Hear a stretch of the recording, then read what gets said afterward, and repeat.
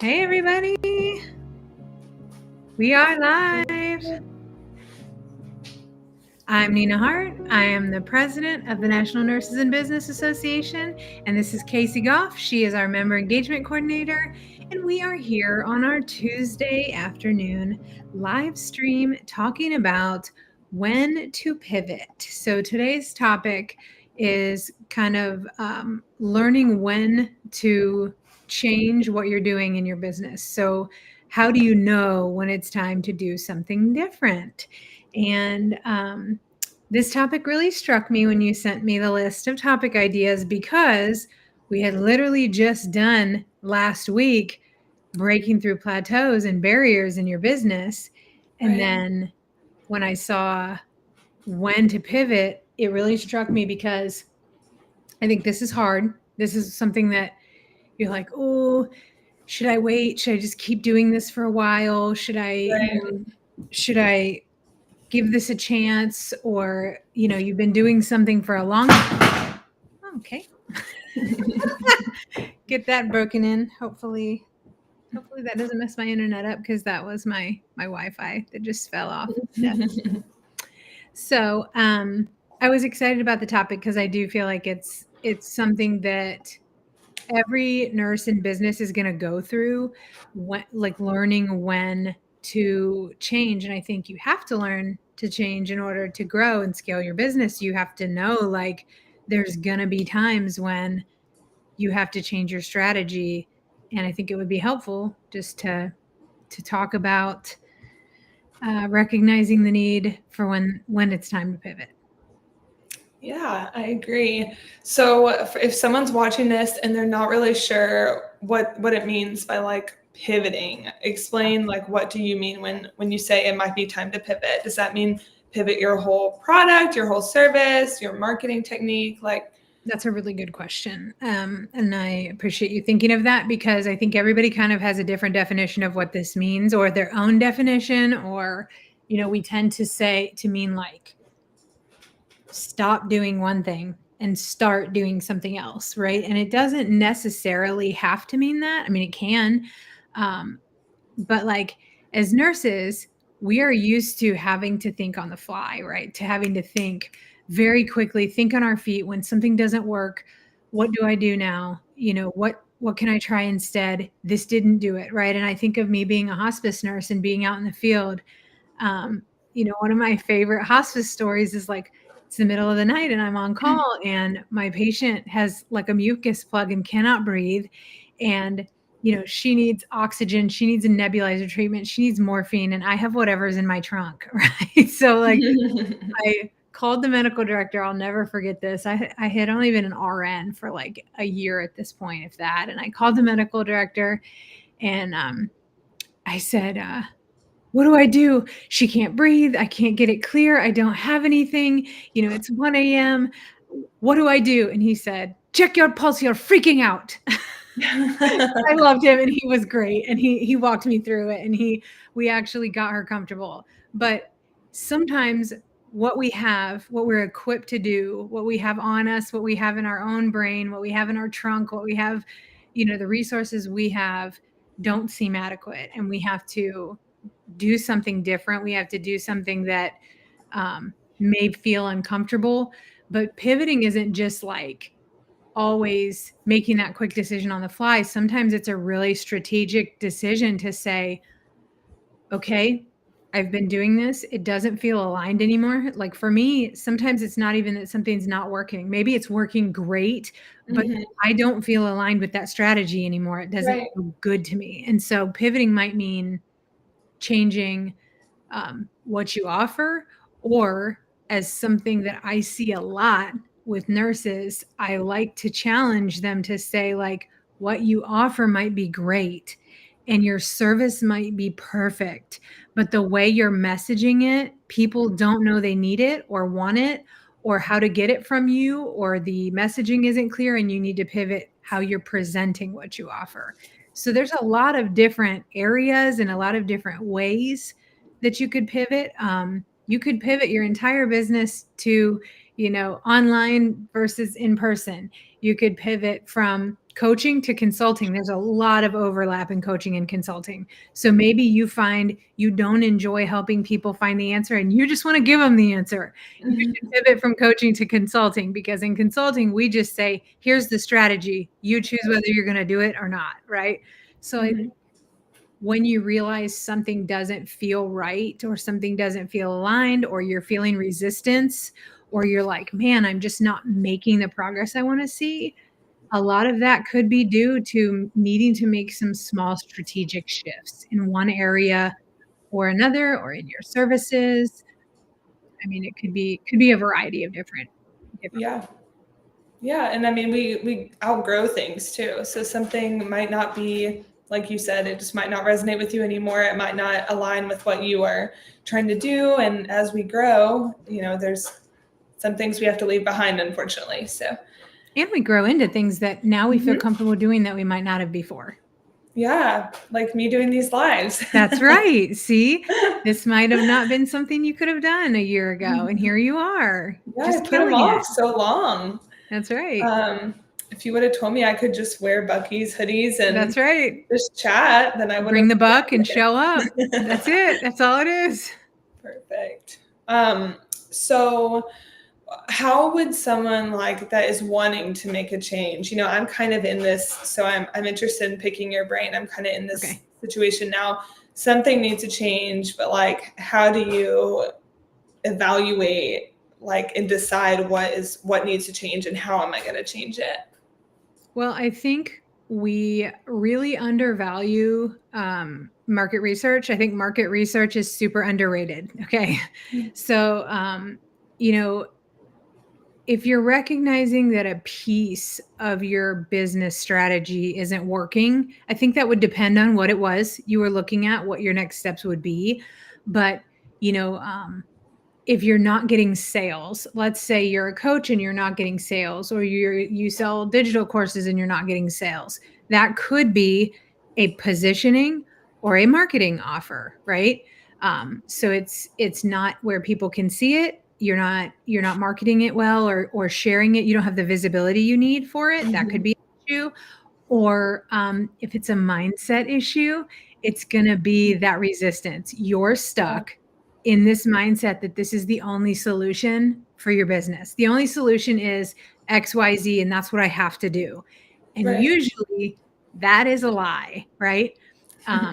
Or it could be something external, like the demand in the market has totally shifted, or your niche isn't a need anymore, or you have to shift it to a luxury offer. If it's something that with inflation and people cutting costs, maybe you need to shift this more to a luxury offer because the people you're marketing to can't afford it anymore, right? Well, I was just going to say your market is important. Sorry to interrupt you, but it's really important.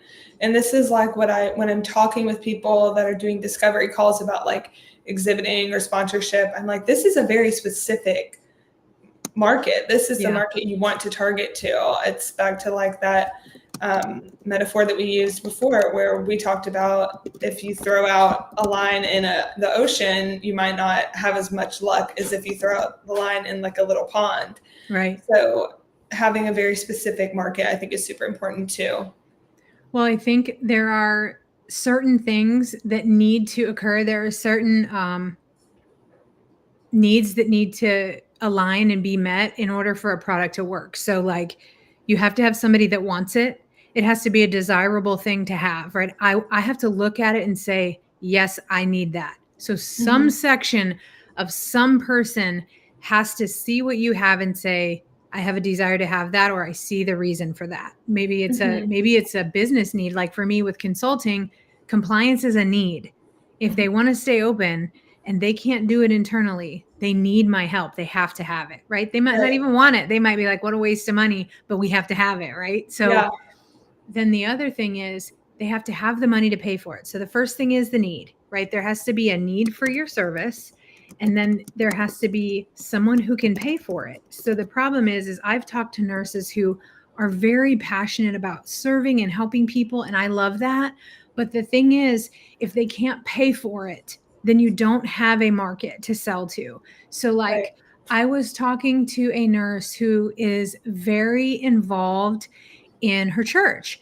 And she said, I want to coach widowed women who have lost their husband. Maybe they lost their home.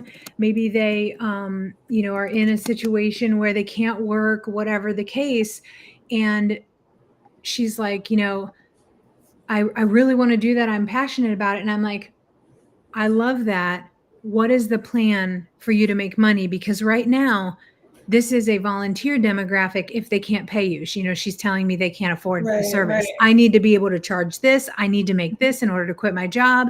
Then you need to look into either a nonprofit business model or getting grants or doing some RFPs with some government organizations who support seniors, or emotional services, or get partner with some healthcare organizations and do this as a consulting model to say this is going to keep them out of the hospital. There's a million different ways to do it. That doesn't mean you're going to shut down that idea and you're not going to do it.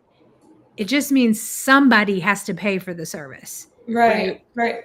So they have to want it and they have to be able to pay for it. So it's like, if you don't have those things, and they have to be able to find it. They have to know it's there, right? So there has to be a way to connect them to that that service. So it's that visibility. And a lot of the times, unfortunately, that's going to be in content creation. That's going to be authority. That's going to be in you creating authority. So getting it out there, getting visibility to your product. And sometimes these are the areas we have to pivot in. We don't even have to pivot what we're selling. We just have to pivot in how we talk about it, where we're getting it out there. Right. I also think that's a really good opportunity for people if like you have a lot of experience in getting sponsorships or working with grants. Like a lot of people could use that consulting or that level of consulting. A lot of people could use that because we get that question a lot. How can I raise the money for this? Okay, well, that's really good. It's good to hear that you don't have to change completely what you're doing. Sometimes you just have to change the messaging or who you're messaging to. I do think there's a challenge in that makes it really hard for us sometimes when we are evaluating our own messaging. We think it's great. This is my baby. This is my baby. Are you going to say it's ugly? Right? Like I did this. I created this beautiful thing. I'm so happy with it. If you asked me 9 out of 10 times, this is the issue, is that a nurse shows me something and my honest response is, I don't know what this means. Yeah. And I'm saying that out of love for them. I don't even understand what you're selling or how this would apply to me. And so it makes perfect sense in their brain, but they're not the one buying it. They're the one that created it, right? So it's like, if you have a very generalized kind of nebulous offer that has no concrete outcome that I see I'm getting for my money, if I hand you money, I want to get a candy bar for that, right? Or an ice cream cone or something delicious and great that makes me happy. And I'm so happy I spent this money on this. Now that can be translated to just about anything, but I need to know what I get for what I pay for. And sometimes that is the most unclear part is, a nurse will advertise, buy this here. And you're like, no one knows what they're getting.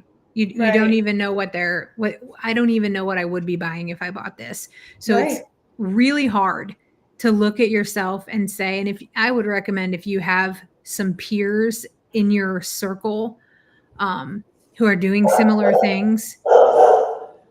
Sorry. That's I okay. think I just got a package. Good thing I have my AirPods in, or Sunny would be freaking out if she heard Millie. But that's okay. But it's really hard to do that self-evaluation. And it's what I tell hospices when I'm doing consulting is it's almost impossible to identify and correct issues that you have internally. If you have a nurse who's doing your audits internally, she's afraid for her job. She's not going to say this isn't right? Unless she's just a really strong, confident person, she's probably not going to say, oh, I messed up and missed this. Right. And I'm sure people do, but the point is it's really, really hard to see the problem when you're so close to it when you're so deeply involved in it. Yeah, It's tough. for sure. For sure. Well, so I think a takeaway that I got from this is it's just important to recognize like the difference between it being like a strategy issue and being stuck. So being able to kind of like take a step back, whether it's just you or whether you have like find a trusted adult Yeah. to help you kind of like objectively look at your data and your vision and know that, you know, I always talk about ego, but sometimes it is you, but that's great because you can control you. So sometimes you just need to pivot. Pivot. So you said find a trusted adult, and my brain immediately went to, or find a kid, because they will really tell you about yourself. Oh You'd be my like, gosh. hey, teenage kid, hey, 10-year-old, 12-year-old kid, what do you think about this? That is ugly. Yeah, they'll just rip your heart out. I know. You want to know the truth about what you're doing? Yeah. Ask a teenager. Ask a child. Yeah. Yes. For sure. For sure. Ask one of my children. Well, I was going to say that. I was going to say, if I want to feel good, I'll ask Jordan. If I want to feel bad, I'll ask Jackson. That looks terrible. That makes you look fat. Yep. All right. Well, okay. So we should give like a challenge because I like to do this. You like challenges. I like challenges. And I like when people engage in the challenges. I do too. So I would say just like maybe identifying an area that's not working super well. I think there is always a little part in our brains that sort of, we know it's not working. It's kind of like a relationship. Like this isn't really working, but I don't want to face it right now. So maybe it's time to face that, and it could really improve your business model. So identify an area that you're feeling stuck, and then kind of figure out, is it a strategy issue or is it something bigger? And that's why it's helpful to work with your member engagement coordinator or other people that can hold you accountable to kind of get there. I would say what came to my mind when you said this is, if you don't know what to look at to see what's not working, you're like, well, I don't feel particularly great about everything. Everything's horrible right now. Or everything seems like it's going great. How do I know what's not working? A lot of times as new business owners and as small business owners and as solopreneurs, if you want to be savvy, we are running our whole business ourselves. And everything in our business is in our head. There's nothing on paper. My challenge for them would be to put some numbers down and look at what the numbers are saying. If you don't have metrics for your business to measure, use your revenue as your first top line metric, because you can look at that paper and see if it's red or black. If you are making money, then something's working. If you are making no money, there is something broken. Can be changed, right? You can do something better if you're not making any money, or if you're not making as much as you want, or you don't have as many clients as you want, you're not getting as many sales. So you could look at metrics for sales calls. Well, I had 10 calls with potential clients and I only converted 1. Well, you could be higher than that, right? So there's something in your discovery process that you could look at that needs to pivot. Maybe you need to revamp your discovery process or better qualify your clients before you have a discovery call, because they're not ready for you, right? Mm-hmm. There's limitless different strategy items that you can do from looking at your numbers. Every number, any number, look at your Facebook likes, your Instagram likes, look at your DMs, look at your sales calls, look at your email open rates, your click-through open rate, your click-through email rates, look at your whatever you are doing, your visitors, your website visitors, if you're web-based, your store visitors, if you're store-based, your average sales, if you're a retail, there are endless metrics that we can use to tell us where things aren't going right. So I would heavily suggest that if there were only a couple things that you could do, that you would look at your metrics to tell you where the problem is. And if you don't understand, and if you don't understand it, that's when it's really important to leverage AI. because there's data and then there's information, and data is like the raw numbers, and then the information is what you get from the data. So if you don't know how to process the information, then just take the data and ask ChatGPT or some AI platform, what does this show? What trends, what should I gather from this? What information does this data give me? Advice. Yeah. That is so important, because I know it's hard to understand it. You might not get it, but you don't have to get it until, you can have some program teach you how to get it. So I also think on the other side, that if your numbers aren't telling you anything, or if your numbers are speaking a very clear story, which is $0 then there is a mindset piece or an alignment piece that you could tie back to your why. I know Casey wants to tie it back to the why. So Casey loves the why, so I'll tie it back to the why.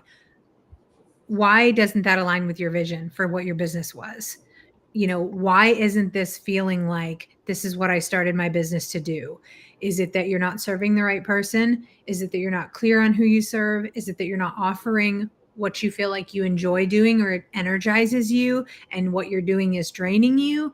Or back to a little bit of strategy and a little bit of mindset, where those overlap, if I was like a Venn diagram, would be that market research.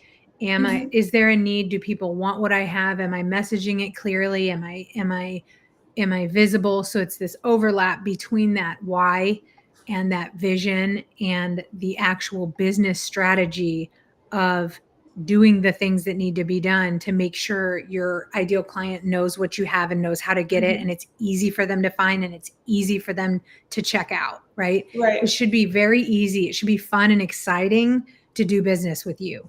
Right.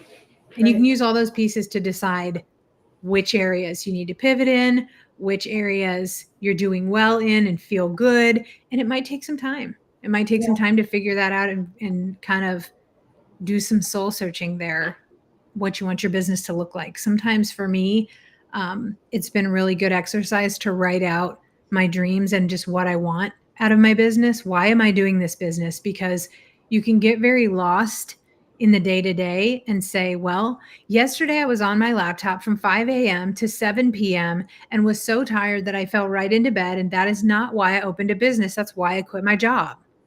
Right. So you have to go back to that why and go back to that vision of what you want your business to be, to make that pivot, to make your business align with your dreams and your goals. Right.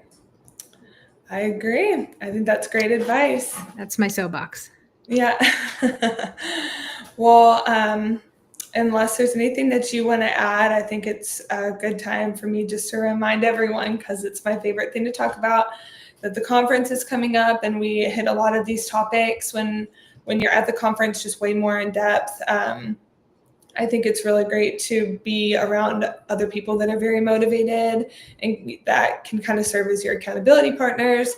So if you have any questions about the conference, about exhibiting, about sponsoring, anything like that, please let me know. My email is casey@nursesbusiness.com. Or if you just have any, if the topic like sparked any ideas or any questions, feel free to reach out to me as well. I would love to help in any way. Well, I'm super excited. I'm glad you brought that up, because, we do have a bunch of really good content on this coming. And I also think just being around other people and hearing their ideas for me is super energizing and helps me have new ideas that I would not have those insights on my own. I just wouldn't. I needed to hear what you're stuck on and how you're pivoting to like find my own solution. And then also like just the kind of topics that we're having, like I'm super excited. Alexandria Nyambwe is talking about like overcoming like imposter syndrome in your business. I feel like this directly relates, to be honest, because I think sometimes like we need to pivot. We know we need to pivot, but we're in our heads. Like this stress starts to cause this block.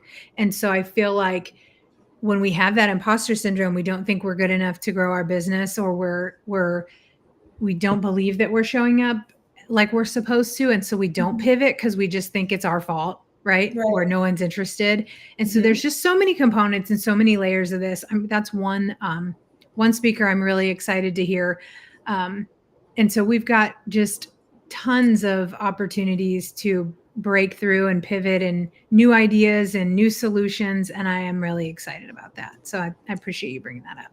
Yes, of course. Well, me too. And thanks for telling everybody about how to pivot, and it's helpful to me too. So Good. I'm I'm excited about glad. this one. Glad I could help. And hey, we really do want to hear from you. So if this helped you, um, the chat is open. We still go back and check it, put a comment, and just say like what you're looking at, what your problem is, what you feel like you're stuck on, what you're considering pivoting to. We like to hear these. It's helpful for us to know what people are dealing with. Or if you want to privately share, you can always email us. And Casey set out a challenge. Will you tell them one more time what the challenge is and how they can do that? Yeah, just kind of to take a look at what you're doing right now that you think it could be improved, and try to decide, is this a mindset issue, is this a strategy issue, is it something that I need to pivot on, or is it something I just need to refine? So just look at, maybe the areas that you're struggling, or somewhere like last week we talked about plateaus, and just reflect on it, decide, is it something you need to pivot, or just add a small step to address it. Yep. And I think just thinking about it sometimes is enough Mhm. to have that awareness start of like, wait a second, I don't like this about my business and why am I building it this way? What could be different is enough to kind of open the door to new solutions. And once you're open to hearing that and receiving that, you can hear advice other people are giving and other people are doing different things that are working, and you can get that insight and that inspiration you need to make that change. I agree. Thanks. Well, Um, shoot Casey an email at Casey at Nurses Business and let her know if you looked at your business and what you found. And you can include me on that. I'd love to hear it. Nina at nursesbusiness.com. We like to hear your feedback. We like to hear how this helped you. So have a yeah, great and we week. might, yeah, bye bye. All right.